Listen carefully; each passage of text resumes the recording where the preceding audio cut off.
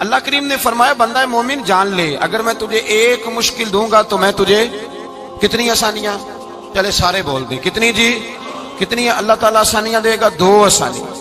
ہم لوگ اچھا جب ہمارا ذہن بن جاتا ہے نا کمزوری کا، ہمارا جب مزاج بن جاتا ہے مایوسی کا، پھر معاملہ ذرا ہمارے لیے گمبھیر ہو جاتا ہے۔ اگر ہم یہ ذہن بنائے نا کہ مشکل میرے اللہ کی طرف سے آئی ہے تو وہ مجھے آسانی بھی ضرور عطا کرے گا، تو پھر اللہ ضرور ہی آسانیاں عطا فرماتا ہے۔ اور جو مشکلات زندگی میں آتی ہیں نا، حضرت مولا علی شیر خدا رضی اللہ تعالیٰ عنہ کا بڑا خوبصورت فرمان ہے۔ حضرت علی فرماتے ہیں جب تجھے مشکل آتی ہے تو وہ تجھے رب کا پتہ بتانے آتی ہے، وہ تجھے اللہ کا پتہ بتاتی ہے، اس لیے کہ جب تو سارے اسباب کر لیتا ہے، جو ضرورت ہوتی ہے پوری کرتا ہے، تندرست ہو کے وہ کام کرتا ہے، پھر بھی کام نہیں ہوتا تو اس کا مطلب ہے کرنے والا تو نہیں، کرنے والا کوئی اور ہے، جو کام کرنے والا کوئی اور ہے۔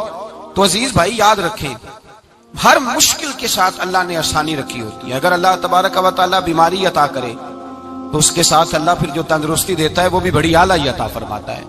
اگر اللہ کبھی غربت دے تو پھر اس کے بعد جو اللہ تعالیٰ آسانی دیتا ہے وہ بھی بڑی اعلیٰ ہی عطا فرماتا ہے۔ اگر کہیں سے آپ کو دکھ ملتے ہیں تو پھر جب سکھوں کا وقت آتا ہے تو پھر گنے نہیں جاتے۔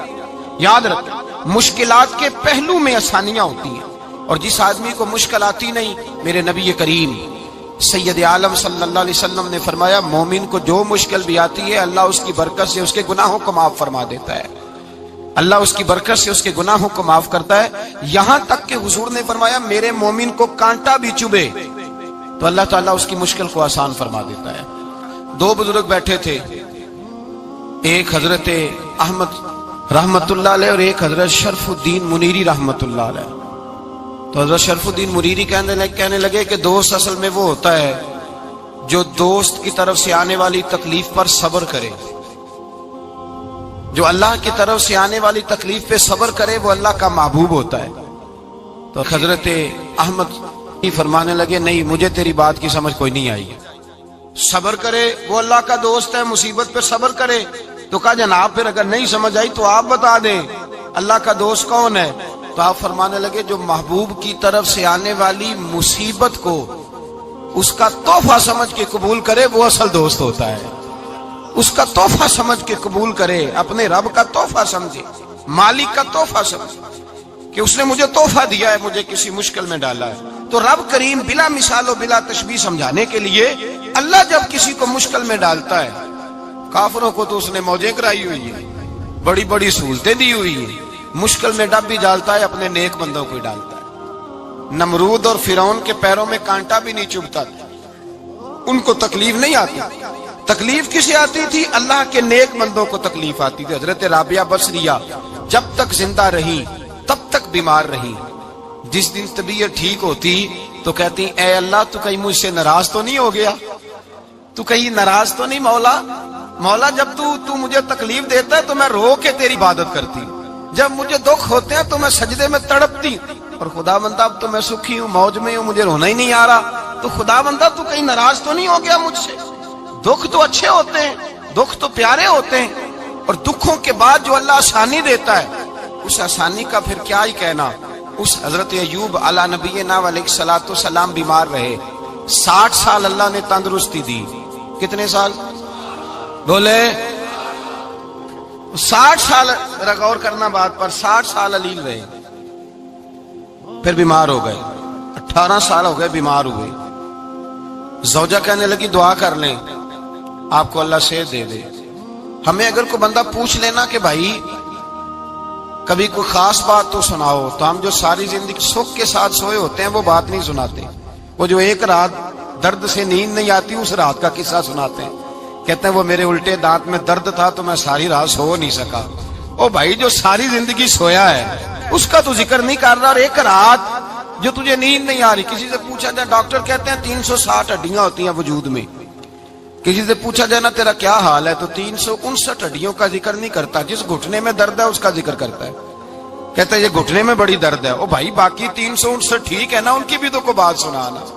حضرت رابعہ بصریہ رحمت اللہ علیہ کے پڑوس میں ایک نوجوان رہتا تھا، آپ کے پڑوس میں، تو وہ جب جو محلے میں بچے رہتے ہیں نا گاؤں میں ان کا پتہ ہوتا ہے، پڑوسی تھا تو 34-35 سال نوجوان کی عمر ہو گئی، کبھی بیمار نہیں ہوا۔ ایک دن اس کی طبیعت علیل ہوئی، سر میں درد ہوا تو اس نے پٹی باندھ لی سرخ رنگ کی، باہر نکل کے آیا, حضرت رابعہ بصری علیہ رحمہ نے دیکھا تو فرمانے لگے بیٹے خیر ہے؟ لگا جی اماں جی سر میں بڑی درد ہے. آپ فرمانے لگے کتنی عمر ہو گئی؟ کہنے لگا 34-35 سال. فرمانے لگے پہلے تو کبھی درد نہیں نہ ہوئی؟ کہا نہیں اماں جی آج ہی ہوئی ہے. تو آپ فرمانے لگے 34 سال اللہ نے صحت دی ہے, تو نے شکر کی ایک پٹی بھی نہیں باندھی, اور آج درد ہوئی ہے تو شکوے کی پٹی تو نے فوراً ہی باندھ لی ہے. کوئی شکر کی پٹی بھی باندھنی چاہیے. حضرت ایوب 18 سال بیمار رہے. زوجہ کہنے لگی دعا کر لو, تو آپ فرمانے لگے بی بی سے کہ صحت کتنی دیر رہی؟ اس نے کہا 60 سال. تو آپ فرمانے لگے ذرا بیماری کو بھی 60 سال گزر لینے دو, پھر دعا بھی کر لیں گے. یہ دعا کی, اللہ یہ لفظ کہے, اللہ نے صحت دے دی, تندرستی آ گئی. ایک دن گھر میں بیٹھے بیٹھے زوجہ کہنے لگی کہ ایوب یہ بتاؤ دکھ اچھے کہ سکھ؟ آپ فرمانے لگے سارے دن ہی اللہ کے ہیں, پر دکھ بڑے اچھے تھے. مجھ سے پوچھو تو دکھ بڑے اچھے تھے. کہا کس طرح؟ تو حضرت ایوب فرمانے لگے جب میں بیمار تھا تو 24 گھنٹے میں ایک دفعہ میرا رب میرا حال پوچھا کرتا تھا. ایک دفعہ میرا اللہ پوچھتا تھا ایوب تیرا حال کیا ہے؟ فرماتے ہیں 12 گھنٹے تو لذت ہی رہتی تھی کہ میرے رب نے میرا حال پوچھ لیا, اور اگلے 12 گھنٹے میں انتظار کرتا تھا مالک حال دوبارہ کب پوچھے گا. فرمانے لگے اب صحت تو ہو گئی ہے, پر اب میرا رب میرا حال تو نہیں نہ پوچھتا. بھائی مشکلات جو ہوتی ہیں وہ تو تجھے سجا دیتی ہیں, سوار دیتی ہیں. تجھے یاد آتا ہے کوئی اپنا, جب تجھے درد ہوتی ہے نا, تکلیف ہوتی ہے, پھر تیرا دل کرتا ہے کوئی کندھا ملے جہاں میں سر رکھ کے رہوں. پھر اسی لیے تو کسی درویش سے کسی نے پوچھا تھا اپنا کون ہوتا ہے؟ تو کہا جو تجھے دکھ کے وقت یاد آئے وہ تیرا اپنا ہے. جو تجھے عین آزمائش کے وقت یاد آئے اور تجھے اس کا نمبر فوراً تیرے موبائل پہ چلنے لگے وہ تیرا اپنا سجن ہے, جس کو تو دکھ کے وقت یاد کرے. تو بھائی مشکلات کے بعد جو اللہ آسانی دیتا ہے. حضرت ابراہیم کو آگ میں بھی پھینکا گیا, حضرت ابراہیم علیہ السلام کو ستایا بھی گیا, نکالا بھی گیا, لیکن جب ان مشکلات سے گزرے تو میرا رب فرماتا ہے وَإِذِ ابْتَلَىٰ إِبْرَاهِيمَ رَبُّهُ بِكَلِمَاتٍ فَأَتَمَّهُنَّ قَالَ إِنِّي جَاعِلُكَ لِلنَّاسِ إِمَامًا. کہا جب ابراہیم پورے اترے تو پھر ہم نے انہیں امام بنا دیا. یا اللہ کس طرح کی امامت دی؟ فرمایا میں نے اتنی اعلیٰ شان عطا کی ہے کہ اپنے لاڈلے رسول کو جناب ابراہیم کی نسل میں پیدا فرما دیا ہے. میں نے مصطفیٰ کو ان کی نسل میں پیدا کر دیا, قیامت تک کے لیے ان کا وقار بڑھا دیا. اللہم صلی علی محمد وعلی آل محمد کما صلیت علی ابراہیم وعلی آل ابراہیم. ان کی عظمت بڑھا دی, اس لیے کہ جب وہ آزمائش سے گزر کر کے آئے پھر جو آسانی دی. میرے نبی پاک صلی اللہ علیہ وسلم نے دین ابراہیمی کی بہت ساری چیزوں کو رکھا, کہا میں ملت ابراہیمی پہ ہوں. جب کوئی مشکلات کو عبور کر کے آتا ہے, جب کوئی تکلیفیں سہ کر کے آتا ہے, اس کے لیے جو اجر ہوتا ہے, اس کے لیے جو پھر اللہ کتنی ذرا بڑی توجہ کیجئے گا. لوگ سمجھتے ہیں فلاں آدمی مشکل میں ہے تو شاید مشکل میں ہی رہے گا, فلاں آزمائش میں ہے تو شاید میرا اللہ فرماتا ہے ایک مشکل دے کے میں 2 آسانیاں بھی دوں گا. تم مشکل دیکھ رہے ہو, مشکل نہ دیکھو, وہ جو اس کو بعد میں آسانی آنے والی ہے, اور ڈبل جو میں اس پر نعمت کرنے والا ہوں اس کو دیکھو. حضرت یوسف کو بھائیوں نے کنویں میں ڈال دیا تھا, اور جب کنویں سے نکلے تو مصر کے بازاروں میں بکے, اور پھر زلیخا نے الزام لگایا تو حالات بگڑ گئے. حضرت یوسف کو جیل جانا پڑا. کتنی کٹھن زندگی تھی, لیکن میرے مالک کو کچھ اور ہی منظور تھا. کنویں میں گرنے والے, بازار میں بکنے والے, جیل میں جانے والے, الزام لینے والے جناب یوسف کو رب کریم نے اسی مصر کا بادشاہ بنا دیا. اللہ پاک نے اسی مصر کا حکمران بنا دیا. یاری تیری سونا پر ازمیشاں تیریاں اگ, اے سونا پرکھیا جاوندائی پہلو نال اگاں دے لگ. اس کے لیے تھوڑا سا جتن کرنا پڑتا, تھوڑے کٹھن حالات سے گزرنا پڑتا, تھوڑی آزمائشوں کا روپ دیکھنا پڑتا. ہم چاہتے ہیں کہ ہمیں چھیڑے کوئی نہ کوئی تکلیف نہ آئے, کوئی آزمائش. یہ ہو نہیں سکتا میرے بھائی. نامی کوئی بغیر مشقت نہیں ہوا. 100 بار جب عقیق کٹا تب جا کر نگی ہوا. ہم چاہتے ہیں کہ ہمیں کچھ بھی دقت نہ آئے, مشکلات نہ آئے, اور مشکلات تو انسان کو سنوارتی ہیں بھائی, وہ تو نکھارتی ہیں. کبھی پوچھا کرو جا کر کے کسی گندم کے دانے سے کہ تو کہاں سے ہو کے آیا ہے, کہاں سے نکل کے آیا ہے, تو وہ بتلائے گا کہ بڑے مشکل مراحل سے گزرا ہوں, اور پھر اللہ نے مجھے طاقت دی ہے کہ میں انسان کے وجود کا حصہ بناؤں. تو بھائی کٹھن مراحل, آزمائشیں, تکلیفیں, یہ انسان کو بڑا انسان بنا دیتی، یہ اس کے لیے ترقیوں کا پیش خیمہ ہوتی۔ ہمارے جمال پریشان ہو جاتے ہیں، عورتیں خاص کر کے اس بات پہ توجہ کریں، وہ بڑی جلدی غم لے جاتی ہیں، وہ کہتی ہیں جانے میرا کچھ ہوگا ہی نہیں، جانے میرا کچھ ہو ہی نہیں سکتا۔ میرے بھائی درجنوں اور بیسیوں لوگ ایسے ہیں جن کی اولادیں نہیں تھی لیکن نام ان کا ان سے بھی زیادہ ہے جو بڑے بڑے صاحب اولاد۔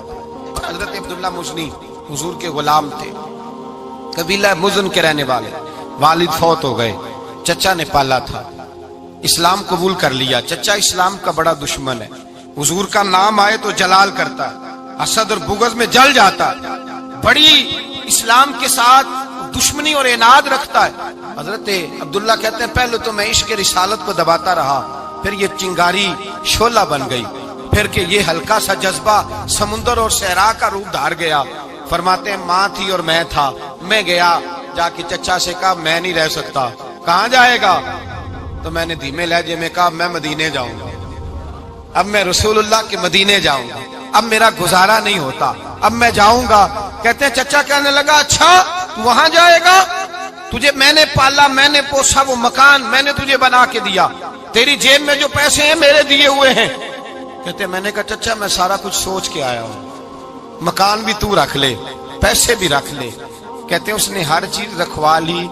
جب پلٹنے لگا تو چچا کہنے لگا جو کپڑے تو نے پہنے ہیں یہ بھی میں نے خرید کے دیے تھے۔ حضرت عبداللہ فرماتے ہیں میں نے وہ کپڑے بھی اتار کے دیے، برہنہ حالت میں میں ماں کے پاس گیا اور میں نے کہا اماں میں پہلے بھی تو ننگا پیدا ہوا تھا، تو نے ہی کپڑے پہنائے تھے، میرا پھر بدن ننگا ہو گیا ہے، کپڑے دے دے۔ کہتے ہیں 2 بیبیوں والے کپڑے اماں نے دیے، ایک میں نے تامت باندھ لی، دوسرا اوڑھ لیا اور مدینے پہنچا۔ کہتے ہیں جب میں ٹھنڈی رات مدینے پہنچا تو کالے رنگ کے حبشی غلام حضرت بلال دودھ کا پیالہ لیے کھڑے تھے، ہاتھ میں کھجوریں تھی، کمبل تھا، کہنے لگے آجا آجا، مصطفیٰ نے فرمایا تھا قبیلہ مزن سے میرا غلام آ رہا ہے، میں ساری رات سے تیرا انتظار کر رہا ہوں۔ حضرت جناب سیدنا عبداللہ رضی اللہ تعالیٰ عنہ فرماتے ہیں میری مشکل آسان ہوئی، فرماتے ہیں مجھے مدینے میں اعزاز مل گیا، مجھے عزت مل گئی، ہر آدمی میری قدر کرنے لگا۔ گویا بزرگ کہتے ہیں کہ حضرت عبداللہ دعا کرنے لگے کہ اے اللہ تو نے مجھے بڑی شان دی ہے مصطفیٰ کی گود میں، اگر اسی رحمت کے چھاؤں میں پردہ کر جاؤں تو میری بات بن جائے گی۔ حضرت عبداللہ کا وصال بھی رسول اللہ کی گود میں ہی ہو گیا، گود میں نہ کوئی رشتہ دار، نہ کوئی تعلق دار، نہ کوئی ہمسایا اپنا، نہ کوئی چچا، نہ کوئی ماموں، شہر میں تنہا اسی کسے دے کچھ نہیں جے لگ دے تے نہ کوئی ساڈا دردی، تنہائی۔ جنازہ اٹھا تو اٹھانے والے کون؟ ابو بکر صدیق، فاروق اعظم، عثمان غنی، مولا علی، حسنین کریمین جنازے میں شامل۔ میرے رسول پاک صلی اللہ علیہ وسلم نے جنازہ پڑھایا، دیکھو مشکل کاٹی تھی تو آسانی کا رنگ دیکھو، آسانی کا انداز دیکھو۔ حضرت سیدنا ابو دردہ رضی اللہ تعالیٰ عنہ ارشاد فرماتے ہیں مدینے میں رواج تھا کہ جب قبر میں اتارنے لگتے تھے تو قریبی رشتہ دار اتارا کرتے تھے، پر عبداللہ کا تو رشتہ دار ہی کوئی نہیں تھا مدینے میں، کون اتارے؟ فرمایا جب قبر میں اترنے لگے تو حضرت ابو بکر صدیق اور حضرت عمر فاروق اتر گئے کہ ہم قبر میں اتارتے ہیں۔ رسول اللہ نے فرمایا تم باہر نکلو، تم کیوں قبر میں گئے ہو، باہر آؤ۔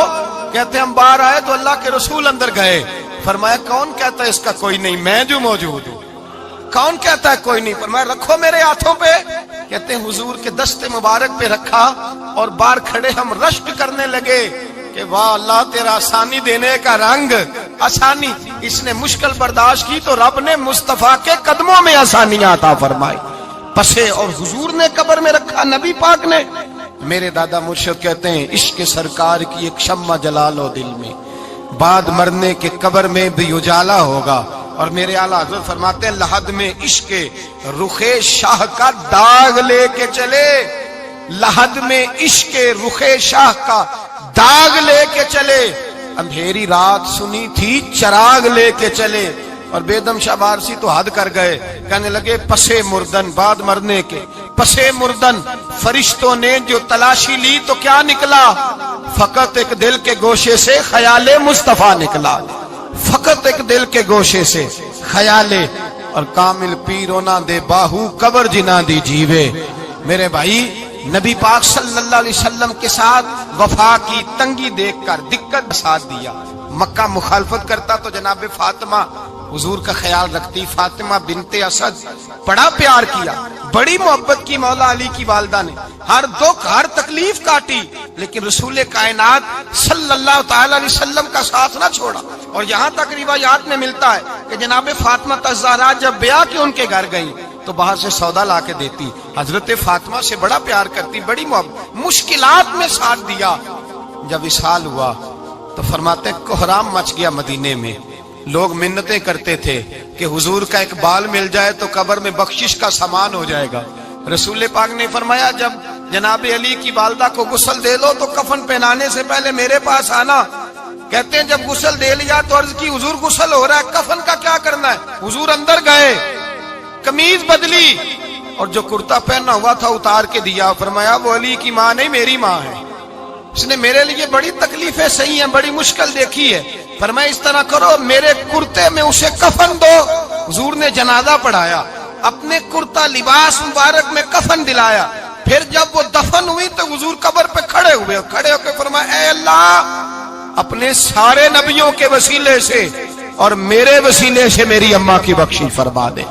پھر جو آسانیاں ملی ان لوگوں کو تو ان کی قبروں تک آسانیاں ملی, پھر ان کو قیامت تک کے لیے آسانیاں ملی جنہوں نے مشکلات کو دیکھا. اور بھائی جو سوئے رہے, جو آرام کرتے رہے, جنہوں نے مناسب ہی نہ سمجھا کوئی کٹھن مرحلہ طے کرنا, جنہوں نے کہا نا نا نا نا ہم تو سکھ کے ساتھی ہیں, ہم تو سکون کے ساتھی ہیں, بھائی ہم تو سلوٹ کے ساتھی ہیں, جب موجیں لگے گی تو دوڑ کے پہنچیں گے, کہیں گے ہمارا بھی تعلق بنتا ہے, ہماری بھی رشتہ داری ہوتی ہے, ہمارے بھی رابطے ہوتے ہیں, پھر دوڑ کر کے پہنچیں گے. اصل ساتھی وہ ہوتا ہے جو دکھ کا ساتھی ہوتا ہے, آزمائش کا ساتھی, مشکلات تجھے اونچا اڑاتی. حضرت سلمان فارسی کہتے ہیں میں نبی پاک کی تلاش میں نکلا تھا, حضور کی تلاش میں نکلا, اور میں نے کئی سال حضور کو ڈھونڈا, کبھی ایک دروازے, کبھی ایک دروازے, کبھی دوسرے دروازے, کبھی تیسرے دروازے. فرماتے میں شہزادہ تھا پر بکتا بکاتا مدینے آیا. میں نے نبی پاک کی تلاش میں یہودیوں کی غلامی بھی کی, تیری تلاش میں پھرا میں جنگل پہاڑ اور دشت میں. فرماتے ہیں بڑی تکلیف کاٹی, بڑی آزمائش دیکھی, لیکن اس دن مجھے سارے دکھ بھول گئے. اس دن میری ساری تکلیفیں آسانیوں میں بدل گئی جس دن میرے نبی نے میرا بازو تھام کے کہا سلمانو منا اہل البیت. فرمایا سلمان کو تو میں نے اپنی اہل بیت میں شامل کر لیا ہے. فرماتے اتنی بڑی فضیلت کہ میں رسول اللہ کے خاندان میں جا شامل ہوا. تو بھائی یاد رکھیں, جب آپ کو مشکل آتی ہے تو آپ کو آسانی دینے کے لیے آتی ہے, جب آپ کی طرف کوئی آزمائش آتی ہے تو آسانی دینے. یہ بات صحیح ہے کہ بیٹیاں پیدا ہونے پہ مشکل ہوتی ہے, ان کے نصیبوں سے ڈر آتا ہے, پر جتنی آسانی اللہ بیٹیوں کے باپ کو عطا کرتا ہے اور جتنی رحمت رب بیٹیوں کے باپ پہ فرماتا ہے اتنی بھی کسی اور کے حصے میں نہیں آتی. اس میں شک کوئی نہیں کہ بوڑھے ماں باپ کو جب سنبھالنا پڑے تو مشکل ہوتی ہے. بوڑھوں کی طبیعت بچوں جیسی ہو جاتی ہے, دقت ہوتی ہے, آزمائش ہوتی ہے, ان کی بات سننا بعض اوقات کڑوا لگتا ہے, ان کی فرمائشیں بعض اوقات بچوں کی طرح ایسی ہوتی ہیں جو حل نہ ہو سکیں.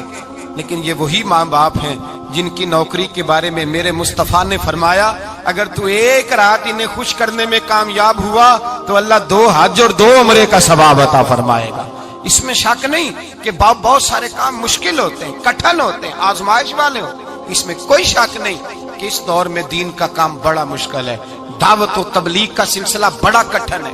اس دور کے اندر حق بات بیان کرنا بڑا ہی مسئلہ ہے. اس دور کے اندر لوگوں کو کھری بات پہنچانا اور بتانا یہ اپنے ہاتھ میں آگ کا انگارہ پکڑنے کے مترادف ہے.